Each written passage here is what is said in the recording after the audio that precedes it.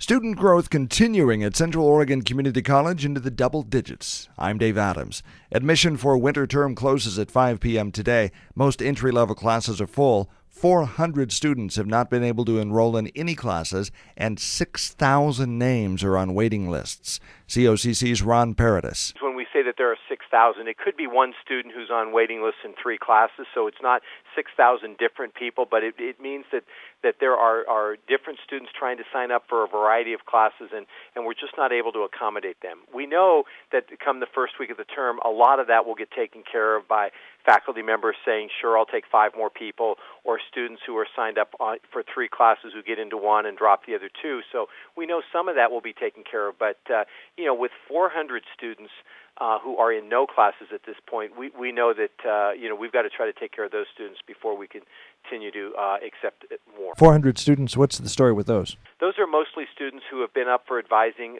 in the last few days, who are trying to get into first-term courses, who have not been able to get into any of the courses they want to get into.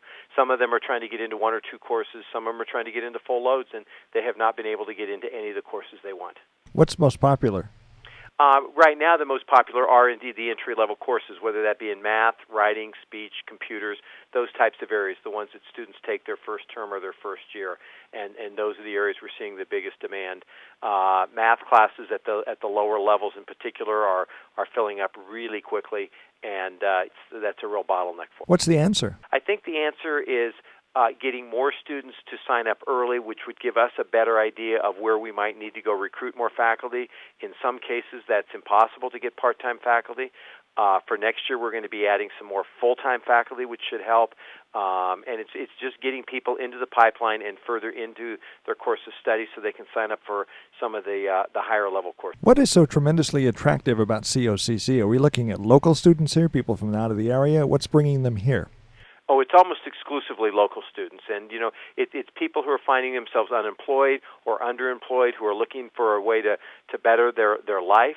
Oftentimes it's people who've been out of school for a while and maybe had a good job and thought that they didn't need to go to college, and now realize that college is the stepping stone for where they want to be in 5 years. So what's the answer? Building more classroom space? Well, it's a combination. It is classroom space, which we are working on both, the small building 1 classroom at a time, but also with the bond measure in another couple years we'll be having larger buildings with a lot more space. But it's also the ability to hire more faculty and offer more courses. Right now in some areas we are finding part-time faculty members who can teach. In other areas we're finding that more difficult. Are most of your students, I'm sure there's a combination here, but are they simply trying to upgrade their skill sets so they can go here and find jobs here in Central Oregon, or are they trying to move on to a 4-year institution? As you said, it's a combination of those that want to build skills for a specific job, in the automotive or manufacturing, forestry, or health careers areas. We've got all of those programs are full of students who are looking for that 1 or 2 years to a job. In addition, we are getting more and more students who are taking the courses in the first couple years of college to transfer to the 4-year universities. The number of students we're getting straight out of high school continues to increase. The number of students who are older continues to increase. We have the 18-year-olds and the 60-year-olds all taking classes here at COCC. As we look at preliminary numbers, and I know you knew this question was coming, any idea, you're probably going to look at double-digit growth again, you think? Yes, from last winter to this winter it will be. We had 6,400 students in the fall, which was 700 more than we've had in any other term. Our numbers for winter are looking very similar to what they were for fall, so we're assuming that we're going to end up somewhere right around that 6,500 number area. As the student enrollments at COCC compared to other community colleges in the state, how do you stack up? As far as growth, I believe we have grown as much, if not more, than any college in Oregon, and pretty close to as any college in the United States, other than a few of the small little ones that can double enrollment by going from 200 to 400. We've not seen anybody with a 3-year growth rate the way we've. Now, that's interesting because as you look at population centers around some of the other community colleges, and they have more of a population base to draw from, yet you have a higher student growth. Why is that? I'm talking percentage growth, where we believe by the end of this year we will have seen an 80% growth in 3 years.